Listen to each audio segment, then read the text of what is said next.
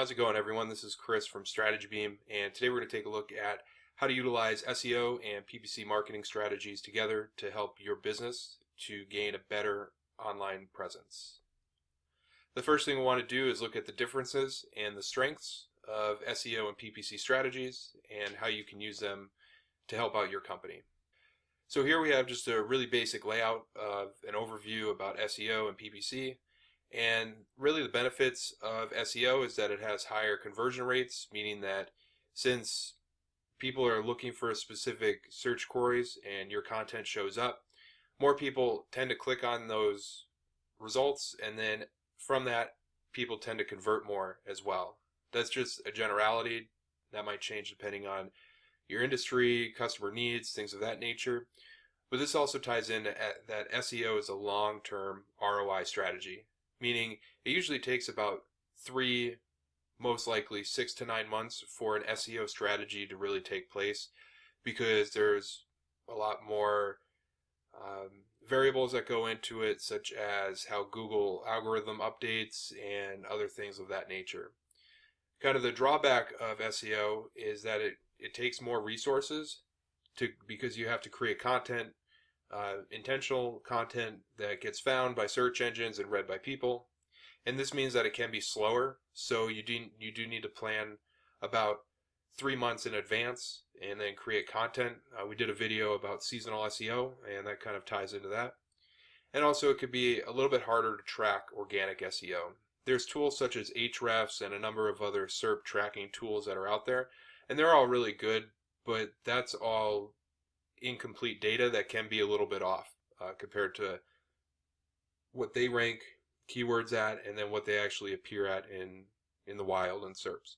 So that's just one thing to remember, is that it can be a little bit harder to track. When we flip over to the other side, we see PPC. The benefits of PPC is that it's easy and quick to launch. You can get a campaign up and running in a couple of hours as long as you have the funds and the creative ready to go.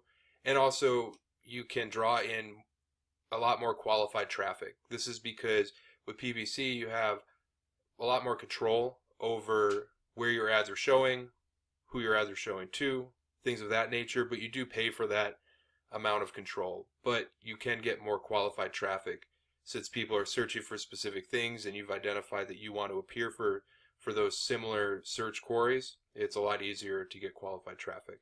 The drawbacks of PPC is that you can have lower click-through rate, meaning when people click on the ad, they tend to have a lower conversion rate. So it can be, 1 to 3% CTR is actually really good for a PPC campaign, and it can be expensive, especially depending on your industry and what keywords you're going after.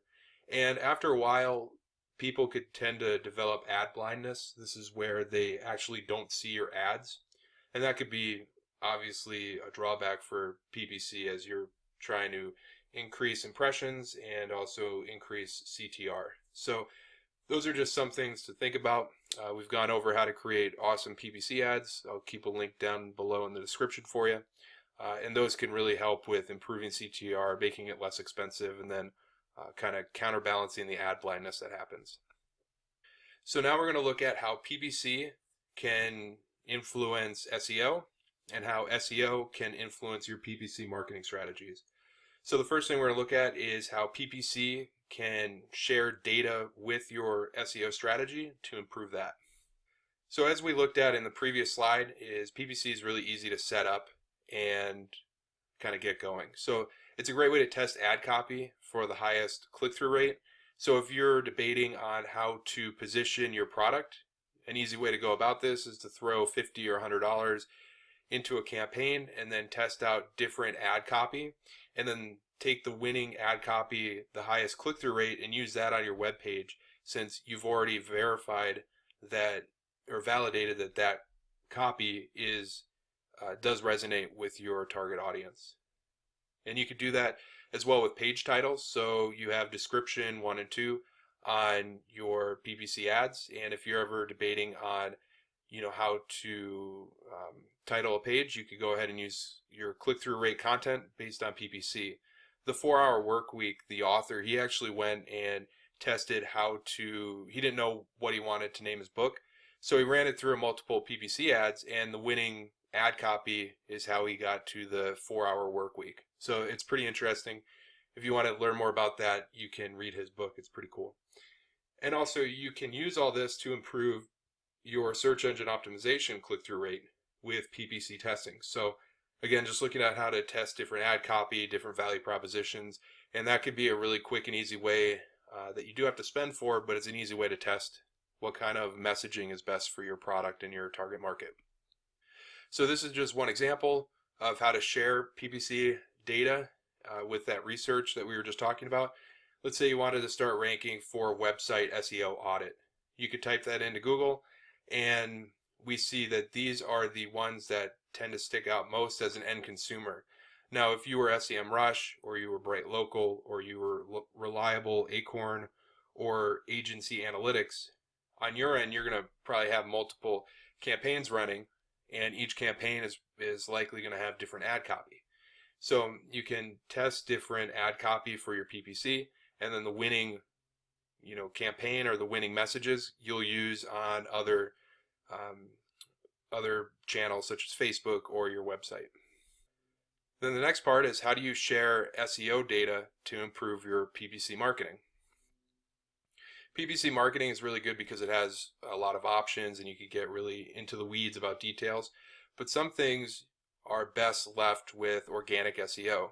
So with SEO, you could use tools like Google Analytics or Google Search Console to kind of add a different layer of context to your data. One way I like to do that with SEO is look at Google Analytics to review demographics and specific keywords that people are looking for, and use that as kind of a baseline if I wanted to expand a campaign or create a different ad group. That's just one way to kind of validate that assumption.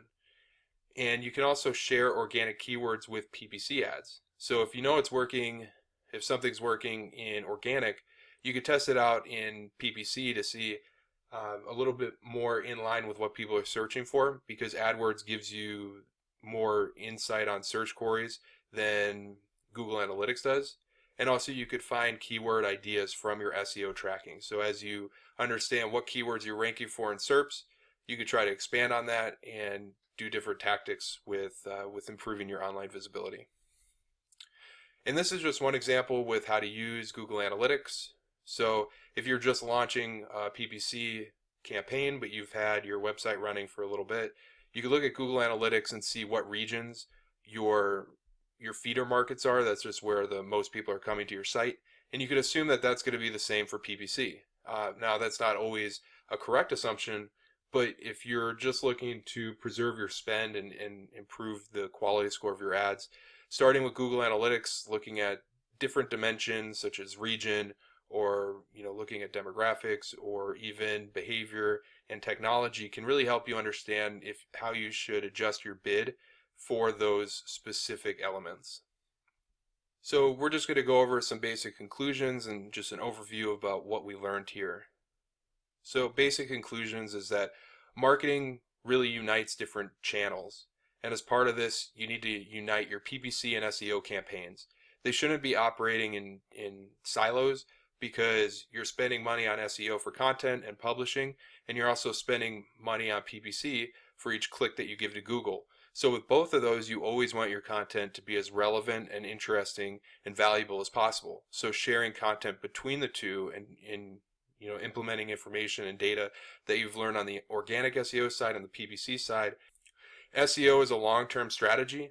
If you're getting into the organic SEO game, don't expect it to make a big difference by tomorrow. I've seen changes in my own SERP rankings in a week, but that was with a lot of time and very intentional growth, and also I had a pretty big backlog of content that I could change and optimize. Whereas PPC is very flexible and immediate. You do pay for those benefits, but you could use PPC to test out your value proposition before you go and spend $30,000 on content to validate that that's actually a need for your audience.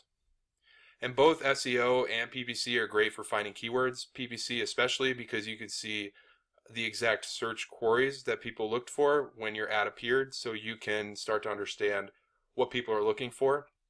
But you could use things like Google Analytics, Google Search Console, Ahrefs, SEMrush, those kind of things to help influence and direct your PPC campaigns as well. And you really need to use both tactics to improve each other. Like we talked about just a little bit ago, that neither PPC nor SEO can really work in a silo. They have to work together, and they can both inform you on what your audience is looking for. So there you have it, guys. We just went over how to use SEO and PPC data together to help improve your overall marketing strategy. You can go ahead and use this to rank higher and improve your rankings, and then also get more money for your business. If you found this helpful, please leave a like, comment, and subscribe below, and also tell your friends because that really helps us out. Until we talk next time, we look forward to speaking with you, and get out there and rank and make some money.